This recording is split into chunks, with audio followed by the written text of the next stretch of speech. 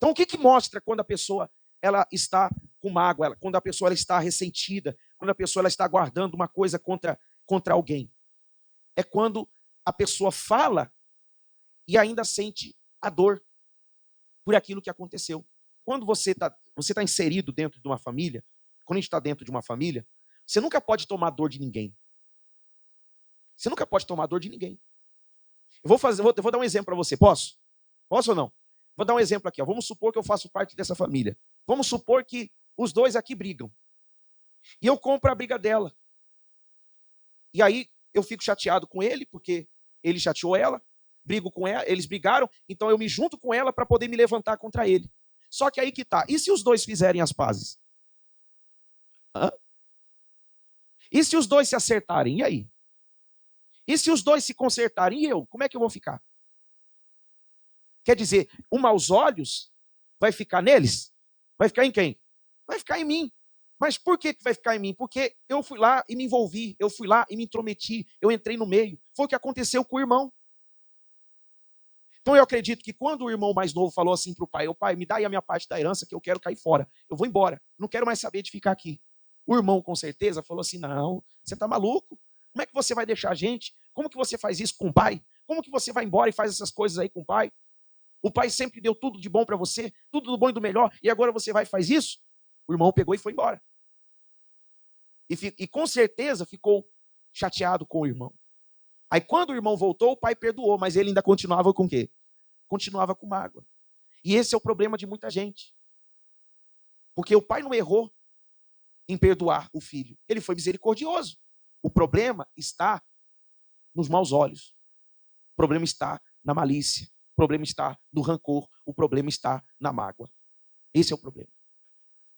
Então, você nunca, jamais, em nenhum momento, em nenhuma hipótese, você pode comprar a briga de ninguém. Eu falo isso porque existem hoje muitos filhos, como filhos desse pai, que hoje são considerados como filhos pródigos, porque saíram da presença de Deus e estão lá fora no mundo perdidos. Mas existem hoje muitos filhos, irmãos mais velhos, como esse irmão mais velho, que também está chateado, magoado, dentro da casa do pai. Que estão carregando mágoa, que estão carregando rancor, que estão carregando algum tipo de sentimento, de ressentimento, por conta de alguma coisa que te aconteceu. Sexta-feira eu estava ensinando sobre mágoa, e eu falei uma coisa interessante no final da palavra, que era uma frase que eu coloquei na tela, que era assim, não guarde veneno na sua alma. Vocês lembram disso? Eu falei aqui sexta-feira. Não guarde veneno na onde? Na sua alma, porque a mágoa é esse veneno, que infelizmente muita gente vem guardando dentro dela. Enquanto você não se liberta disso, dessa mágoa, desse sentimento, desse ressentimento, isso vai acabar com você. Então, existem algumas verdades sobre o perdão e a mágoa que eu queria mostrar para você. Põe o primeiro aí para mim, por favor. Olha lá o primeiro. Diz assim, ó. O perdão cura, que mais? Une e permite recomeço. Essa aqui é a boa notícia. A boa notícia é que o perdão, ele tem o poder para fazer isso. Ele tem o poder de curar, e a cura ela vem tanto na alma quanto também no corpo. Sexta-feira a gente falou sobre isso, que existe muita gente doente hoje. A pessoa está doente hoje e não sabe por que está doente, não sabe de onde vem essa doença. Ela faz exame, não tem nada. E ela não entende por que ela está doente. Mas aquela doença vem por conta de uma mágoa que a pessoa carrega dentro dela. Quer dizer, aquele sentimento que se apega a um órgão do corpo da pessoa e quanto mais o tempo passa, com o tempo as dores começam a aparecer, o mal começa a aparecer. Tem muita gente assim. Não é à toa que há um texto que fala que quando Jesus foi curar um paralítico, lá fala que antes de Jesus mandar o paralítico levantar, o que Jesus fez primeiro? Perdoou os pecados dele. Você já deve ter lido isso. Que quando ele chegou lá, o paralítico estava no chão, aí Jesus falou assim, ó, seus pecados estão perdoados. Seus pecados estão perdoados. Aí os religiosos, né? Ah, blasfêmia! Quem é ele para perdoar pecados? Aí Jesus falou assim, para que saibam que o Filho do Homem tem poder para perdoar pecado, então eu mando você agora, levanta e anda. E o rapaz levantou e o quê? E andou. Quer dizer, antes de determinar a cura dele do corpo, Jesus primeiro curou a alma dele com perdão. Porque é bem provável que Jesus sabia que aquela doença que estava com ele vinha da falta do perdão. Então ele curou a alma do homem primeiro e depois mandou o homem levantar. Está entendendo isso? Então quer dizer, a alma, ela é a prioridade. A alma tem que ser curada, a alma tem que vir primeiro. Outra verdade sobre a mágoa e o perdão. A mágoa, ela o quê? Adoece o coração como uma doença mortal e destrói a pessoa por dentro e por fora. Então, quem carrega dentro de si uma mágoa está destruído por dentro e está destruído também por onde? Por fora. E você tem que avaliar como que você está. Você tem que olhar mais para dentro do que para fora. Mais para dentro de você do que para fora. Porque o que faz você ser uma pessoa amarga? O que faz você ser essa pessoa? Uma pessoa amarga, uma pessoa difícil, uma pessoa, me desculpa o que eu vou falar. Posso falar? Uma pessoa insuportável. Insuportável. O que faz você ser assim? Uma pessoa difícil de lidar, uma pessoa azeda, uma pessoa amargurada. Às vezes você reclama que ninguém tem paciência com você, que ninguém consegue estar perto de você, mas é exatamente isso. Por quê? Quer dizer, será que a sua alma ela não está doente? E porque a sua alma está doente, isso está se refletindo também do lado de fora na sua vida, reflete no seu humor.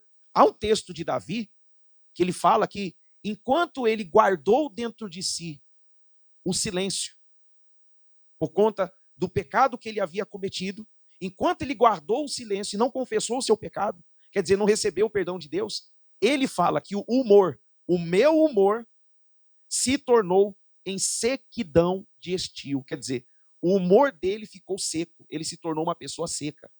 Enquanto me recusei, Salmo 32, 1, enquanto me recusei a confessar o meu pecado, o que diz ali?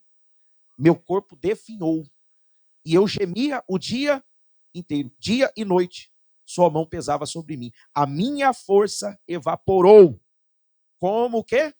Água no calor do verão. Finalmente confessei a ti todos os meus pecados, e não escondi mais a minha culpa. E disse comigo, confessarei ao Senhor a minha rebeldia, e tu perdoaste toda a minha culpa. Então quer dizer, existe hoje muitos filhos pródigos que um dia estiveram aqui, estiveram na presença de Deus, e hoje estão lá fora perdidos. Estão perdidos nas suas mágoas, nas suas amarguras, né?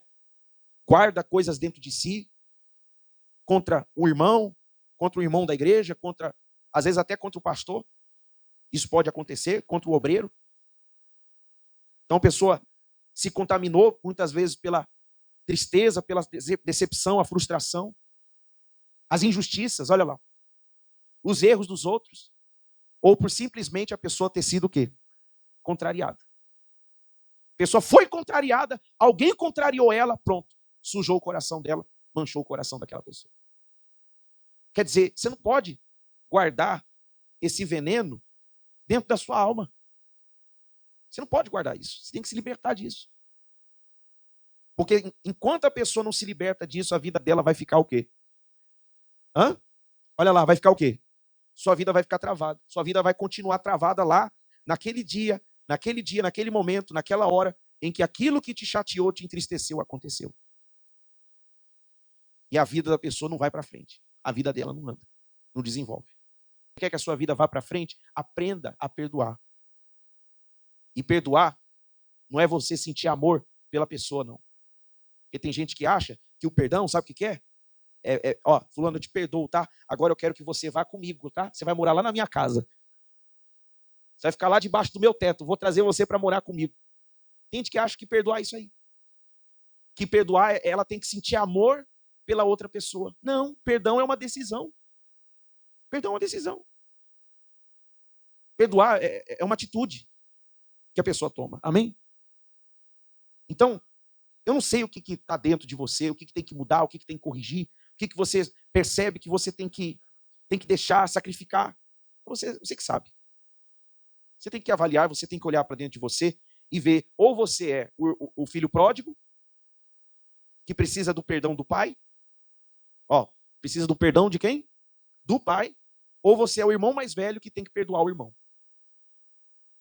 Que tem que perdoar aquela pessoa que, infelizmente, você vem guardando mágoa dentro de você. Amém, gente?